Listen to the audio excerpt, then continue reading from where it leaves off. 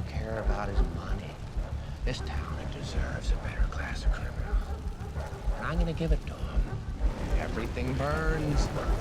He's unpredictable, unruly, untouchable, a man who doesn't play by anyone else's rules but his own. He's not here to win your respect, he's here to make a mockery of everything you thought was serious. The press, the politicians, the rule of law, it's all a joke to him. He doesn't just want power in the traditional sense, he's ready and willing to burn everything down to get what he wants. And the more the system tries to stop him, the more powerful he becomes. Sound familiar? In my last video, I argued that to understand Donald Trump's appeal to his supporters, you have to look at The Dark Knight, not just as a superhero movie, but as a meditation on what people crave when they lose faith in the system. I compared Trump to Batman not because he shares any of Batman's selfless values, but because his followers believe that he plays the same role, the outsider who breaks the rules in order to get things done.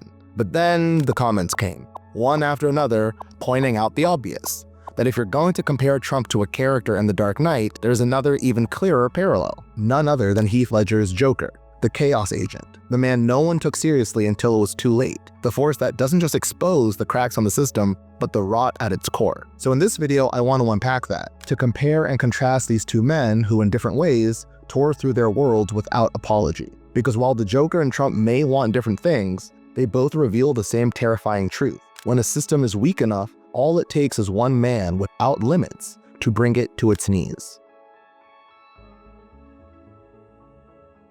The best movies, the ones that last, aren't just entertainment. They might have thrilling action, brilliant performances, unforgettable scenes, but what gives them power is the truth they carry beneath the surface. The way they help us make sense of the world we live in. Great stories don't just reflect reality, they reveal it. They give us new language for things we felt but never named. And if we're paying attention, they can shape how we see and respond to the world beyond the screen. That's why The Dark Knight is so relevant now. It's not just about heroes and villains. It's about what happens to a society when the rules no longer work. When fear spreads, when institutions fail, when one man who recognizes no limits throws the entire system into chaos. That's the world of Gotham, and increasingly, it's our own world too. In The Dark Knight, the mob turns to the Joker because they're desperate. Batman has disrupted their business, making the old ways of crime unworkable. So they place their hopes in someone they don't understand, someone they think can fix their problem. He's a clown, he's a madman, sure, but they believe he can win. Of course, they're wrong. They underestimate what he's capable of, and by the time they realize it, it's too late. The Republican Party made a similar gamble. After Obama's historic victory in 2008, it looked like the GOP was on the verge of permanent decline. The so-called Obama coalition, young voters, people of color, suburban moderates, seemed like the future of the country. And with demographic change accelerating, especially with the prediction that America would become a majority-minority nation by 2050, a kind of existential panic set in at the Republican Party. Immigration became a flashpoint. Diversity became something to fear. And for Republican leaders, the path forward looked bleak. Either they broaden their appeal and risk losing their identity as a party, or they double down on an aging, shrinking base and keep losing elections. It was a lose-lose situation until Trump came along. He wasn't part of the establishment. He didn't play by the rules. And just like the mob turned into the Joker, the Republican Party leadership eventually turned to Trump despite initially opposing him. They thought they could control him. They thought that he was a means to an end.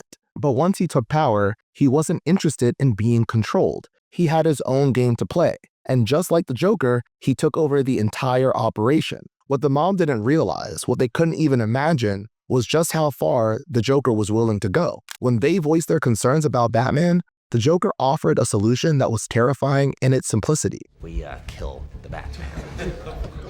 The mob thought the Joker's suggestion was absurd, juvenile even. They assumed he was either joking or deranged. But the Joker wasn't playing. He stood on business. Kill Batman, kill the commissioner, kill the judges, burn it all down, make examples of the people that get in your way so that no one ever dares to oppose you again. Use fear as your weapon. Trump operates with the same unshakable confidence in his own impunity. He didn't just challenge the norms of American politics, he bulldozed right through them. Every time the political class said, "You can't do that," he did it anyway. And now, like the Joker, he's targeting every institution capable of stopping him. Judges, journalists, law firms, universities. He mocks them, threatens them, unleashes mobs against them. And unlike the gangsters in Gotham, the Republican Party hasn't tried to stop him. They've protected him. Even now, with Trump back in power, using the law to go after his opponents, attacking the courts, and openly breaking the law, They're still betting they can ride the tiger without getting eaten. They'd convinced themselves that Trump can be useful, that he's the only one who can win, so why not just ride his momentum back into power and sort out all the messy details later? But what they've empowered isn't just a candidate. It is a wrecking ball of grievance and spectacle. And once they handed Trump the keys, he didn't just take over the system. He started to remake it in his own image. Just like the Joker, Trump wasn't interested in playing by the rules of the people who brought him in. He rewrote the rules entirely.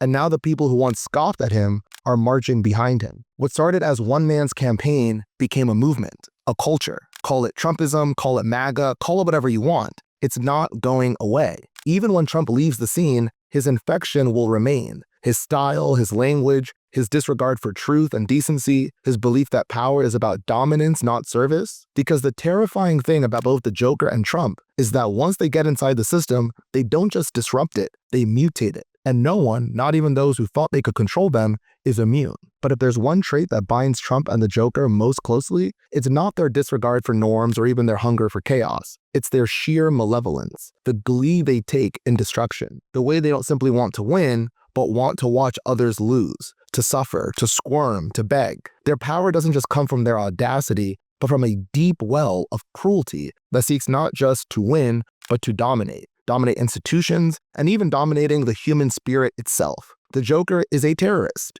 not just in tactics, but in purpose and style. He wants to terrorize a city into shedding its illusions about justice, about civility, about human decency. And Trump, in his own way, has operated no differently. His greatest thrill is public humiliation, shaming opponents, ruining reputations, inspiring chance for imprisonment, exile, or vengeance. He builds nothing, he only destroys. But while the parallels are unsettling, the differences are just as revealing, because they don't just explain who these two men are, they help us understand the very different kinds of chaos they unleash. At the end of the day, the Joker has a point to prove. He believes society's rules are a joke, and that given the right circumstances, anyone will descend into chaos. Their code. It's a bad joke. Dropped at the first sign of trouble. They're only as good as the world allows them to be. I'll show you. When the chips are down, these civilized people, they'll eat each other. His entire crusade is a twisted form of ideological warfare. He wants to expose the fragility of a civilization by tearing it down with a smile. He's not after money, not even power. He lights cash on fire and sneers at mobsters who value fortune over philosophy. This town, it deserves a better class of criminal.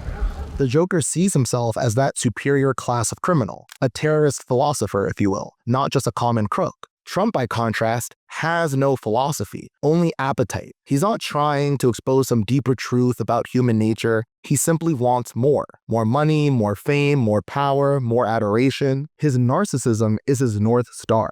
He doesn't want to watch the world burn for the sake of proving a point. He wants to own it. Trump is not the kind of man Alfred describes as wanting nothing logical. On the contrary, what Trump wants is very logical, to be the center of attention and power at all times. He's a narcissistic materialist driven by the basest forms of human ambition. In that way, Trump is not a departure from the corrupt political class. He is its natural conclusion, the avatar of everything people already hated about politicians. Their greed, their dishonesty, their egotism. What made Trump different wasn't that he rejected those traits, but that he flaunted them, leaned into them, and made them his personal brand.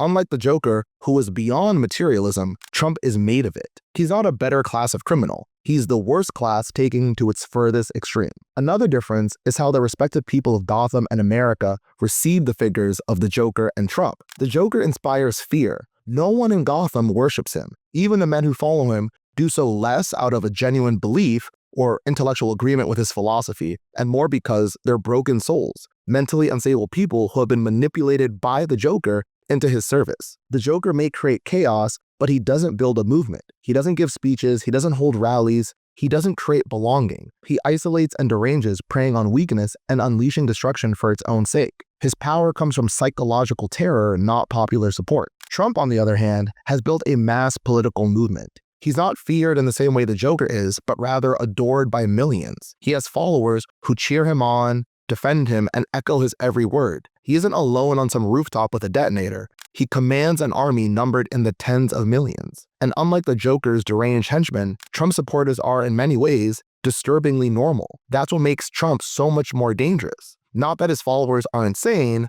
but that they're not.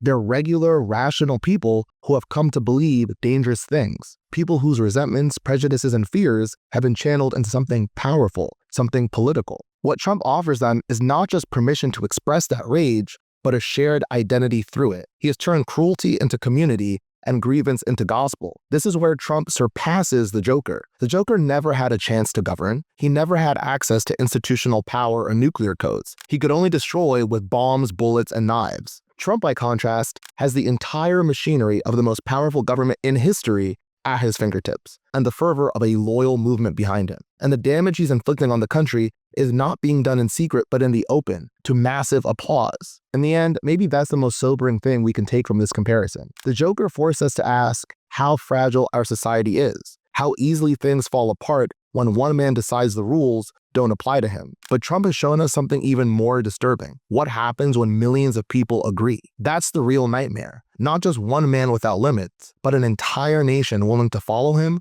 over the edge.